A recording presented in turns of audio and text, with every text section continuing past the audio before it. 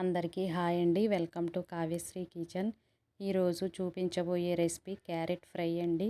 నిజానికి క్యారెట్ అనేది పచ్చిగా తినడానికి ఇష్టపడతారు. కానీ ఇలా కొబ్బరి పొడి వేసి వెరైటీగా ఇలా ఫ్రై చేస్తే చాలా అంటే చాలా టేస్టీగా ఉంటుందండి.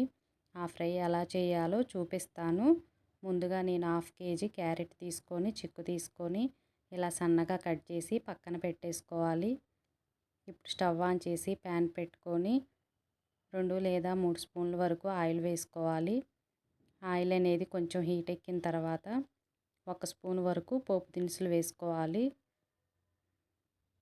ఆవాలు అనేది కొంచెం చిటపట అన్న తర్వాత 2 లేదా 3 ఎండుమిర్చి వేసుకొని 1 నిమిషం పాటు ఇలా ఫ్రై చేయాలి. దీనికి ఆనియన్స్ అవసరం లేదండి.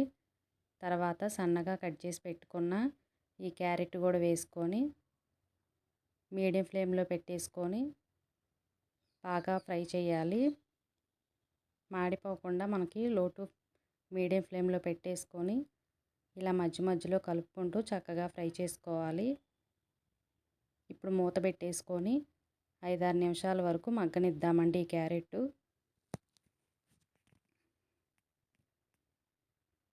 మధ్య మధ్యలో ఒకసారి ఇలా కలుపుతూ ఉంటే ఈవెన్గా క్యారెట్ అనేది ఫ్రై అవుతుంది.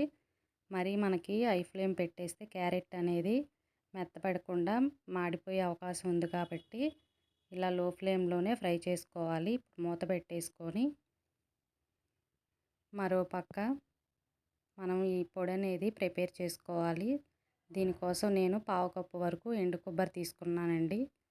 అలాగే 1 స్పూన్ వరకు ధనియాలు, 7 లేదా 8 వెల్లుల్లిపాయలు, అలాగే నేను 1 స్పూన్ కారం వేసాను. మీకు ఎక్కువ కావాలంటే వేసుకోవచ్చు. మనకి ఈ ఫ్రైకి పచ్చి కరివేపాకు ఇలా వేసుకుంటే టేస్ట్ అనేది చాలా బాగుండిద్ది. అలాగే సన్నగా తురుము పెట్టుకున్న కొబ్బరి లేకపోతే కొబ్బరి పొడి ఉన్నా వేసుకోవచ్చు. నేనైతే ఎండు కొబ్బరి తీసుకున్నానండి. ఇప్పుడు ఇది మొత్తం చక్కగా ఇలా బ్లెండ్ చేసి పక్కన పెట్టేసుకుందాం. మరీ మెత్తగా కాకుండా కొంచెం బరక్గా పెట్టేసుకుంటే సరిపోతుంది.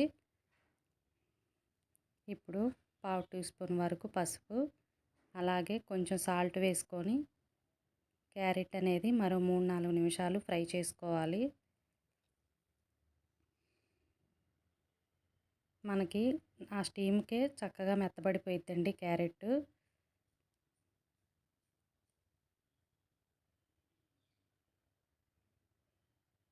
చూసారు కదా, ఇలా నొక్కి చూస్తే క్యారెట్ అనేది చక్కగా మగ్గిపోయింది.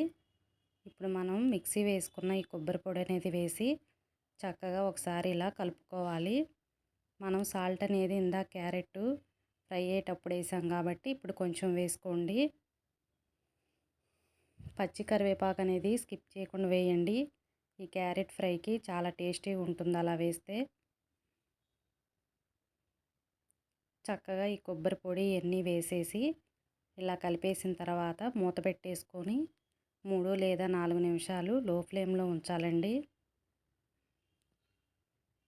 మనకి కొబ్బరి ఇవన్నీ ఫ్రై అయిపోతాయి. చక్కగా లో ఫ్లేమ్లో ఇలా పెట్టేసుకొని 3 లేదా 4 నిమిషాలకి చక్కగా ఫ్రై అయిపోతుంది. చాలా టేస్టీ ఉంటుందండి ఈ క్యారెట్ ఫ్రై. ఇలా ఒకసారి ట్రై చేయండి. ఇలా కొబ్బరి పొడి వేస్తే రైస్లోకి చపాతీలోకి కూడా చాలా బాగుండిద్దండి. పప్పు సాంబార్ అలా చేసుకున్న ఈ ఫ్రై కంపల్సరీగా చేసుకోండి. అలా కాకుండా విడిగా అయినా చేసుకొని తినేయచ్చు. చాలా టేస్టీగా ఉండే క్యారెట్ కొబ్బరి పొడి రెడీ అయిపోయిందండి. తప్పకుండా ట్రై చేయండి. ఈ వీడియో నచ్చితే లైక్ చేయండి.